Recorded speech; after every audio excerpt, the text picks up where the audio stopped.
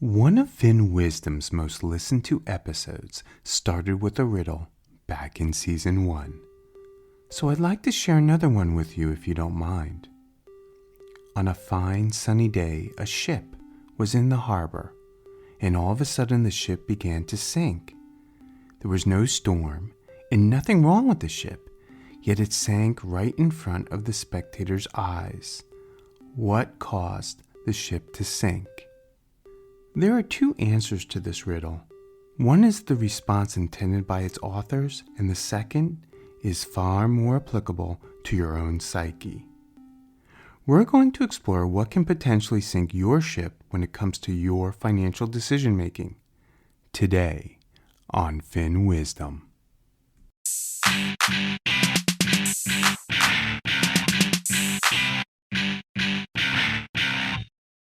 Hello, I'm your host Joel, and thanks for joining me in this season's final episode of FinWizdom. And today's title is Anchors Away. So today's intro riddle was a bit shorter than the one I offered up in season 1, but it has a more meaningful connection in terms of our discussion today in what is sinking your personal decisions. I've lived in Manhattan for well over 2 decades.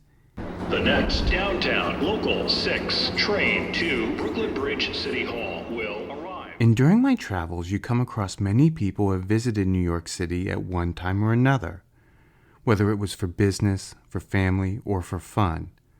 What's intriguing is the diverse descriptions of their experiences each person had while there. And I'm sure that when asked, what should one do when planning a visit to the Big Apple? You are going to receive widely different responses. They may mention some must-see exhibits, like recognizable artwork at the M.C. Escher Experience in Brooklyn, or the Broadway production of Guys and Dolls. Maybe it's a famous restaurant like the 2nd Avenue Deli, or going shopping at Century 21 near Ground Zero, or perhaps you're a lover of Latin music and talk up the Copacabana in Hell's Kitchen. So I have to ask, do any or all of these mentionables sound familiar to you? Well, guess what? If you took up your friend's advice to see any of these places, all I can tell you is that you will be spending more time walking the streets of New York than you would have ever planned, and quite disappointed. That's because every single one of these venues have moved location or is now closed. The M.C. Escher Experience? That was a temporary exhibit for less than a year. That closed back in early 2019. Guys and Dolls? I saw a production back in the 90s and another around 2010, but you aren't going to find it on Broadway at this very moment. The 2nd Avenue Deli? They aren't even on 2nd Avenue anymore. They're on 3rd Avenue and 33rd Street, and as far as the shopping spree at Century 21 or grooving to Latin tunes at the Copacabana, they're both victims of the recent pandemic and no longer open for business. My point is your advice giving and decision making are impacted by what is called the anchoring effect. This is our tendency to rely heavily on our personal experiences or static information, which in turn can distort our ability to derive optimal solutions. In fact, some of those decisions are not merely distorted, they can take us down a path that is completely in the opposite direction. Okay, maybe you're someone who prefers to do your own research, and maybe you're simply on the hunt for a great place to dine, and so you explore the web, looking for the top 10 restaurants in a given city, and there they pop up. That was easy, right? Now you start reading the reviews, you narrow your choices, and make reservations. Well, I gotta tell you, you just went through several levels of anchoring without even knowing it. Shall we go through them? So for starters, how do you know the source of this ranking isn't paid to promote those top 10 or even the criteria that was used to score them? Or are they the opinions of an author? Regardless, now those top 10 restaurants have been planted in your brain and you will compare all others to them. That's anchor number 1. You invested time in reading the reviews.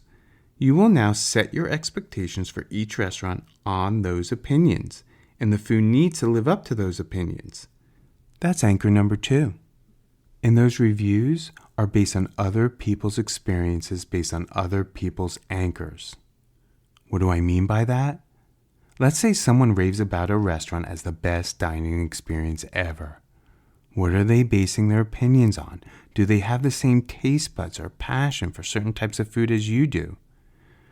Would you value the opinion less if you learned the reviewer mostly ate fast food, so just about any true sit-down restaurant is a fancy feast in their eyes? That's anchor number 3. And here's a 4th one to blow your mind. Just the fact of seeking information online to learn what others think are the best places to chow down, or to help you make a decision about any interest that you may have, is going to establish an anchor. But I also want to make an important point. Anchoring is almost unavoidable. In fact, it is a key component of heuristics. Does that term sound familiar to you? We discussed it in the first episode of this season entitled Temper Tantrums. As a reminder, heuristics are the necessary shortcuts we use in our mind to help us make choices. They come in the forms of our own experiences, the influences we gain from others, and the relevant facts and opinions we discover on our own, all of which equate to leveraging emotions, and all of which can potentially become anchors.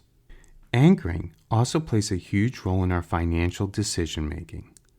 Let's talk about that right after this message about our sponsor.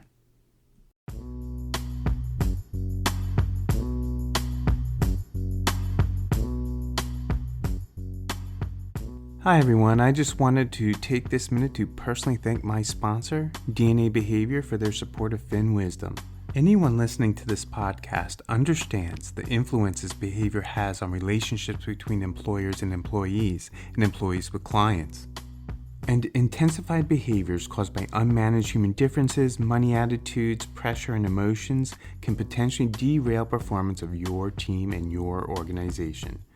So to improve your organization's ability to communicate, increase its probability of success, and to improve client engagement, well, that's where DNA Behavior comes into the picture. Intuition is great, but it doesn't measure behavior, particularly in this virtual world, but DNA Behavior's tech solutions do. So explore the behavioral insights that have enhanced over 31 million relationships worldwide, accelerating human performance with every connection. Visit DNABehavior.com to learn how their proactive approach can take your organization to the next level. And now it's time to continue with today's episode, Anchors Away. A study of this cognitive bias was conducted by Daniel Kahneman and Amos Tversky.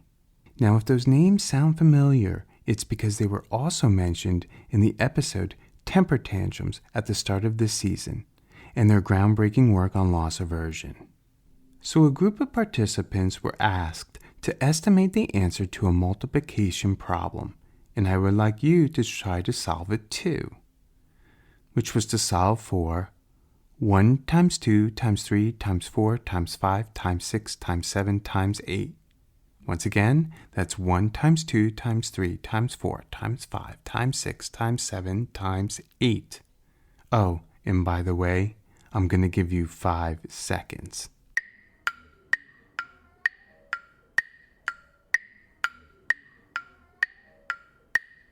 Do you have a guesstimate? I can tell you that the median response turned out to be 512. Was your answer around there? So now for the second part of the experiment.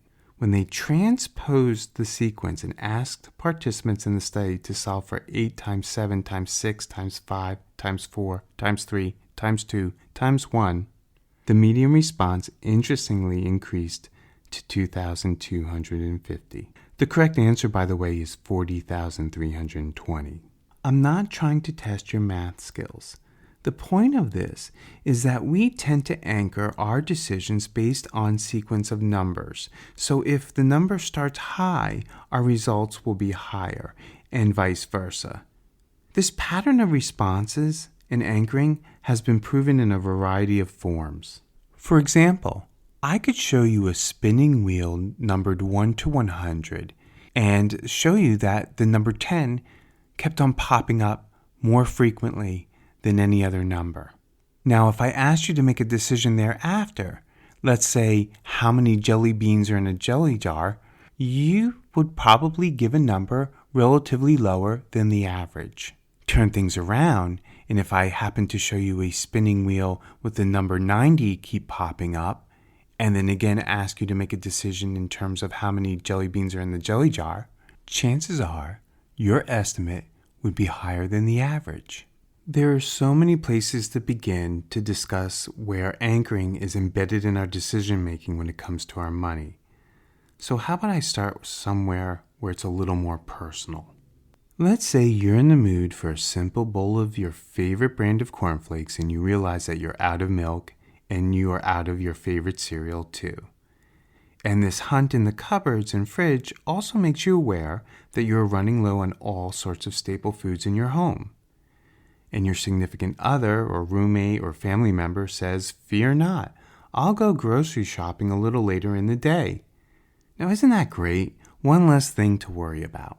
So later in the day, this incredibly supportive person comes home with bags of groceries and they're gloating and go into this whole rant about how they stayed within budget and saved $25 by selecting sale items. They feel like a hero to you for running the time-consuming errand and the successful use of money. And as you unload items out of the bags, you see veggies, proteins, cheeses, chips, fruits, and cereal and milk, of course. But there's an issue. This isn't your favorite brand of cornflakes and the milk is low-fat, where you normally use non-fat. Now you turn to this person with a sense of confusion, maybe disappointment or frustration, and say, "What the heck is this? Why didn't you buy me my cereal and milk?" And they look back confused and said, "I did. These cornflakes were on sale and the low-fat milk has a longer shelf life. I thought you would be proud of me for my efficient use of our budget." I'm not going to continue where this goes because it could get ugly, but this scenario is a result of anchoring. You had a set expectation, or should I say anchoring behavior, and were disappointed because it was not what you anticipated to receive. It was efficient use of your budget money, but yet you were left unsatisfied. And while we are on this concept of saving money and sales, I cannot resist but to hone in on this more. From buying cereal to buying a dress, to buying a car, a home, a vacation, gosh, just about anything. We don't feel good if we pay full price, do we? It is all about how much we saved. Since we all love taking vacations, how about I use it as an illustrative point? Let's say you're interested in taking a trip to Hilton Head, South Carolina for a long weekend, known for its Atlantic beaches and golfing and more. And so, staying in a hotel or bed and breakfast looking over the water in steps from the shoreline, or one with a complete spa or a combination, would be ideal. And after conducting some research, you get the choices down to just 2 places. Now, one of the results is a resort right smack on the beach, balconies looking over the ocean, and a popular spa. It's stunning. Definitely an upscale experience. It goes for $800 a night. It's kind of steep. The other is an equally nice resort with 2 exceptions. It is a block away from the shoreline with a particularly obstructive view of the ocean and no spa. However, it costs $300 a night. The plan is to stay in Hilton Head for Friday, Saturday, and Sunday night and leaving on Monday, so the cost of the first hotel is $2,400 before taxes and fees. The second choice, while not as luxurious, but still quite nice with a free breakfast in the mornings, will cost you $900. Which will you reserve? Now, I'm sure some people listening may find it worthy to spend the extra for all the extras, but I'm guessing the majority of you would keep the $1,500 price difference in your wallet and settle on a partially obstructed view. But what if you receive an offer from the luxury hotel on the water with a 25% discount? Wow, you almost never see that. You would be saving $600. Does that change your mind? Yet that is still $1,000 more expensive, but you feel good about how much you saved. It's a once-in-a-lifetime opportunity. That feel-good moment is derived from anchoring the value of the luxury hotel at full price and the discounted amount you are willing to pay. This phenomenon also occurs with many consumer products. You may really love that dress, but there is no way you're going to buy it unless it's on sale. That new smartphone is over $1,000, but with a manufacturer's discount and a trade-in, you'll splurge because of the cost savings.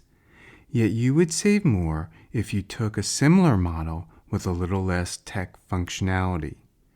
Or how about when you get $2,000 off the sticker price of a new car? Now there's a score. And let's say you were interested in purchasing a new home that had an estimated value of $500,000 according to online sources.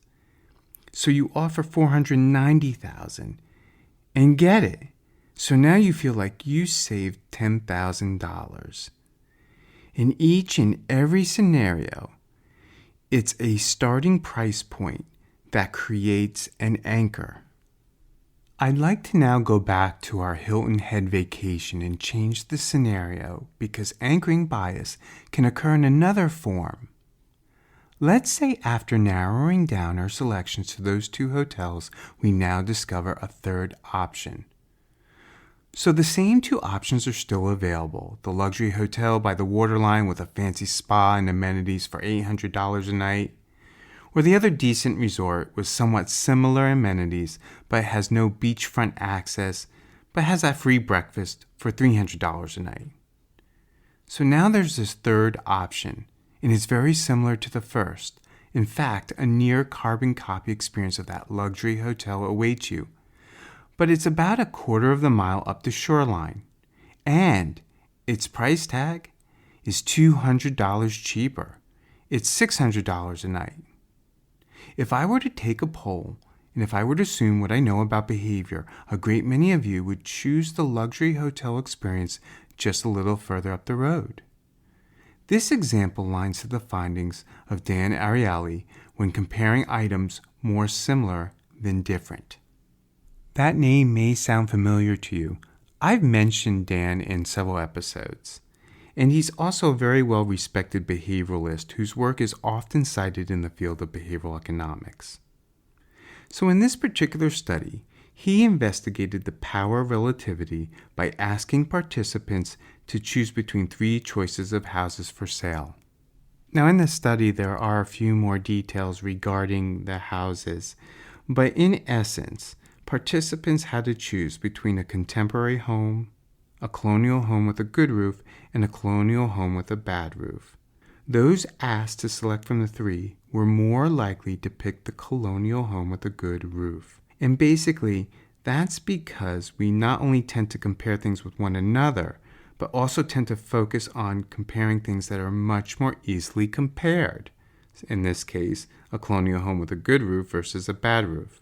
And avoid comparing things that have larger contrasts, like comparing the colonial home with a contemporary home. I would argue that this theory around relativity is also another way that we create anchors.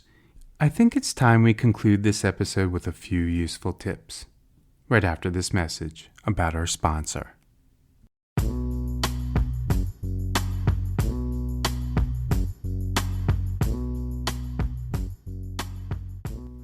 If you're someone like me, you always appreciate a good self-help book that is engaging, improves your attitude, helps you tune into your goals. And if you're someone who desires to harness and manage unique differences in people to create a dynamic people culture, I strongly recommend picking up a copy of the award-winning book, Leadership Behavior DNA. It's written by Lee Ellis and Hugh Massey. It's available on Amazon for purchase, or visit dnabehavior.com. And while there, you can even take a free test that will determine your personal behavioral style. Learn how the proactive approach can take your organization to the next level. That's dnabehavior.com. And now, some final thoughts. Anchoring is one of the most common behavioral risks in managing our money. That's because it is tethered to so many other biases such as loss aversion, recency biases, groupthink, experiential biases, relativity, and more. If you think about it, once we manifest a bias, we anchor to experiences and influences that impact our financial decision-making process. And now for the tips. 1. The first step to reducing the anchoring effect is to acknowledge the bias. And if you're listening to me today and continue to listen to FinWizdom, then congratulations, because you have been taking the first step to reducing the impact of various behaviors on your ability to manage your money. 2. Improve your sources of anchors by changing the way you conduct research.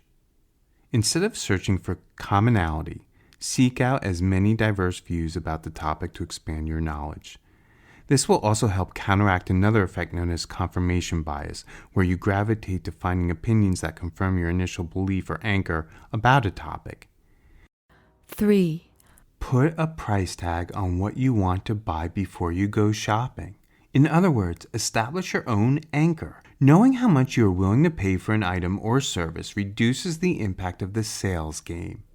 So regardless if that dress or sleek AirPods case or beautiful bathroom tiling is on sale, if the price is below the amount you are willing to spend, maybe you should consider the purchase regardless if it is on sale or not. Now you may argue, but Joel, what if I do a hunt for a lower price once I set my limit?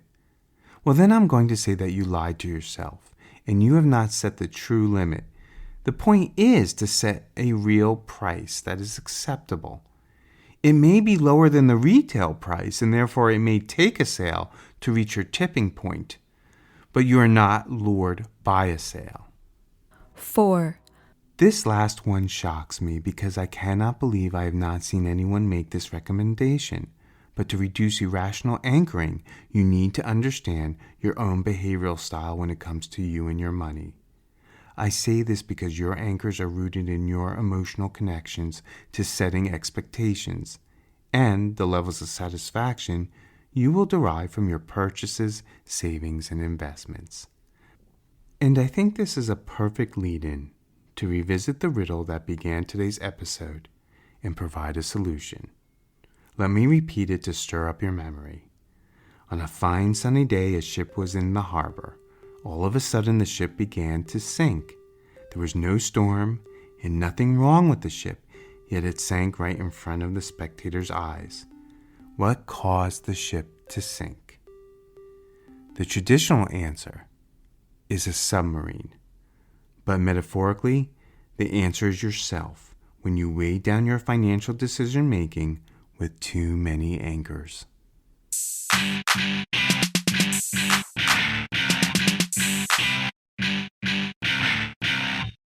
As a copyright reminder, written permission is required to use any of the content shared.